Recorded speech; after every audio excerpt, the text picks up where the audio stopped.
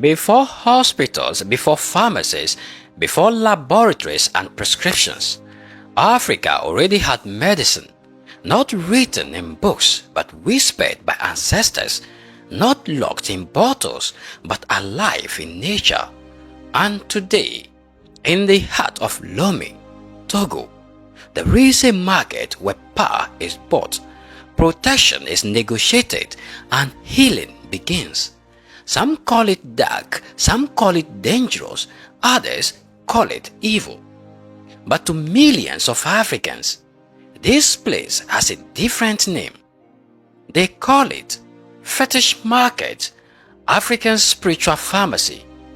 Welcome to Africa's Voodoo Market. Before we dive deeper, kindly subscribe to this channel and turn on the notification bell if this is your first time here. This is the Akodesewa Fetish Market in Lomé, Togo, one of the oldest voodoo markets in Africa, founded in 1863 by a man named Babik Assi from present-day Benin. For over 60 years, this market has survived colonial rule, Christianity and Islam, modern politics, global judgment, yet it remains. Why? Because when modern power fails, people return to ancient protection. Inside this market, you will find items many people don't understand. Animal parts, herbs, bones, roots, sacred objects. To outsiders, it looks frightening. To locals, it looks familiar. This is not chaos. This is order. Each item has a meaning. Each object has a purpose. Nothing here is random. This is not a place for entertainment. This is a place for consultation. Who comes here? They don't announce themselves. They don't take pictures. They don't talk. But they come. Businessmen, when deals must go through. Politicians, when elections are near. Powerful people, when influence is sleeping.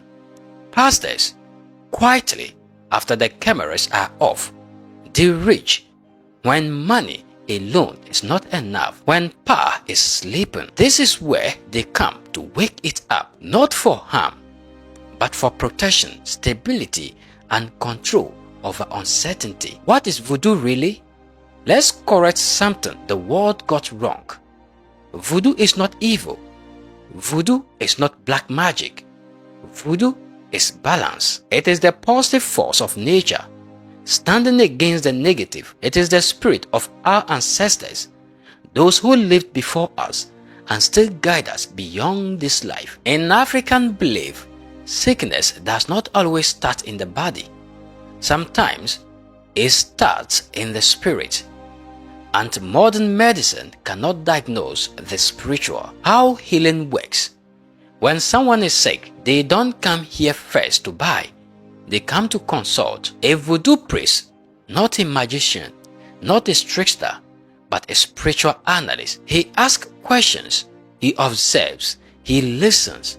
What happened? Where did it begin? It is physical or spiritual. Only after this consultation, a prescription is given. Not pills, not injection, but specific items, prepared in specific ways, meant to heal, protect, or cleanse. This is why Africans call this place a pharmacy, not a market of superstition. Married. But when you have the boyfriend, you can use that one, and he will love you forever and ever. You use voodoo on your boyfriend? Of course, you can use it. So when you hear voodoo, what comes into your mind? So when I hear voodoo, it's in my mind pop already the native religion shared between Togo, Benin, a little part of Ghana and Nigeria. And Haiti too. I think Brazil. I'm not talking about Brazil, Haiti, and United States, because it is by these four countries that voodoo started. Okay. And the religion started around, historically people said around 15th century because of the creation of the Dahomean kingdom. Yeah. But formally, I think it started a little bit around 11th century. Okay. And then right here, we are in the market of voodoo. People call it fetish market of Lome or fetish market of Akodesewa Yeah. because it works like a pharmacy. Uh-huh. So as in the modern medicine, Yes. you go to the doctor, he will give you a prescription. Yeah. Same thing in voodoo when you have a health problem, or even if not health, but when you have all kind of problems, Yeah. you come to see the priest right here. Yeah. And after the consultation, he will give you a prescription too. Okay. And the voodoo market or the fetish market of Akodesewa is the unique place where you are sure that you can find all the items that your traditional doctor or your voodoo doctor needs to help you. All right. All right. So that's the voodoo market. Okay. Okay. So let's get So- in and meet our guide. Let's meet Elvis. Hello. How are you? I'm good. What And about you? Elvis is a guide right here at the fetish market of Lome. And not only being a guide, he's a deep voodoo worshipper. Okay. And I'm sure with him you'll have the explanation about everything that is here. So, first of all, here we have two types of the explanation. First one, I go take you around, show you the head of the animals, the bird and the doll, what we do with them, and why we call here fetish market. So, during the toast, any question you have, you are free to ask your question. I'm here to answer you. So, as I told you, this is the African pharmacy. You can see we have some of the people, they come to buy the things. Yeah. So, this market is not only for the visitor people, but local people come to buy. I think we can start by here. Huh? You start by here. It's good. Okay.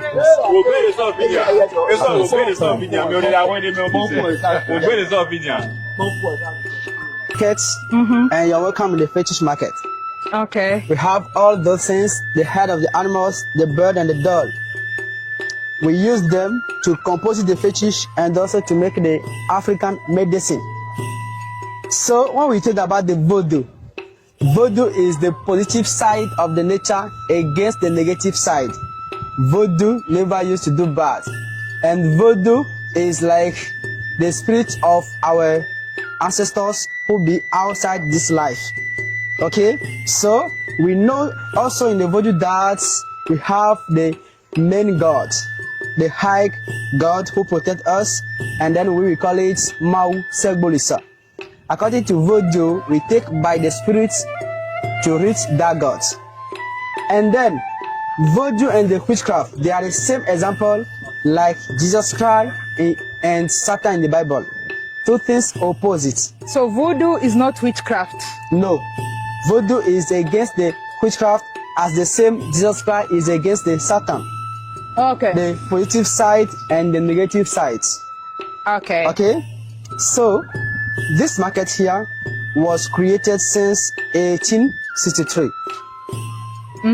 And then the purpose of the market is to heal the people, to protect the people against all the bad, against the black magic. When some person had the sickness, the person have firstly go to see the voodoo priest, the one who can analyze, okay, make the consultation, see what happened, what disturbed the body of the person, and then he can prescribe you the items. Who can be all those things you come here to buy. Okay. So this is the African pharmacy. Okay. And actually, we have the voodoo priest among us. That one made that we call here fetish market. Okay. So this one is the only one known in the world. When you go into the right fetish market, you go see Lome Akodesewa. Oh, so this is the only fetish market in the Known world. in the world, yes. Okay. When okay. you go on the Benin, you can see those persons who sell things like that, but we never call it fetish fetish market market, yeah. because they didn't have the voodoo priest among them. So are you from Benin? I'm Beninese. Oh. I come from Abome. Oh, you Yes. come from Abome. Abome. Yes. Okay. Okay. Okay? Yeah. So, You practice voodoo. You believe in voodoo. me, I worship in the earth gods. Okay. Okay? Earth gods. Like voodoo also concern the four elements: the earth, the wind, the fire, and the water. So, the main god of the earth, we call it Sagbate. For the fire, we call it Hebioso. For the wind, we call it the snake. Okay, Aido Wedo. And we have also the water, we call it Mami water, the servant of the sea. So me, I'm worshiping the earth gods. Okay. So they call us Sagbatesi. Okay. Okay? So once the Voodoo priest prescribe the things you come here to buy, you have to bring the thing back to see the priest who can use it to make the product for your healing. Okay. And a lot of our product will be in the powder. Okay. The things you buy, the priest have to pound it or he burn it. And I want to let you know that it's not only the head of the animals, the bird, the doll we use also some of the leaves Okay. just to add them. And then the voodoo priest will burn it. The powder now he can mix with the soap, give it to you. You take the bath, you clean yourself to get the healing, or he can use it to make you the African vaccination. Okay. And when we talk about the African vaccination, we use the blade, cut the part of the body, and we put the powder we find inside. This is what I made here. African vaccination. So this is a blade. They cut your skin and put some powder in it. Yes. And on the other It's the hand same as here well. also. Does Okay? it work? It's the same here also. Let me see. Okay? It's for the protection. Oh, interesting. Yes. African vaccination. Okay. That one will protect you against the sickness, against the black magic, so on and so forth. A market of solutions. Why it has survived 160 years? Empires fell, borders changed, languages disappeared. But this market survived because Africa never abandoned spirituality, even when the world tried to replace it. Christianity came, Islam came, science came, but when answers ran out, people returned here. Not because they are foolish, but because faith alone doesn't cancel fear. The world calls this place primitive, but spends billions on therapy, meditation, and spiritual retreat.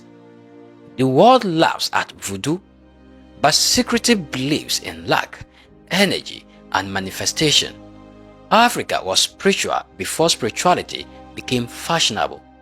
This market is not Africa's shame. It is Africa's memory. Is it really darkness? Or is it a knowledge we never try to understand? This market does not promise miracles. It promises connection to ancestors, to nature, to identity, and in a world losing its soul, Africa never lost hers. This is not just a market. This is Africa speaking to itself. This is Africa's spiritual pharmacy. If you believe Africa must control its narrative, like this video, share it, and subscribe to First Africa Voice, because Africa's story must be told by Africans. Thank you for watching till the end. Your support helps us to continue to bring to you powerful stories about Africa, its people, and its future. My name is Paul Lingua.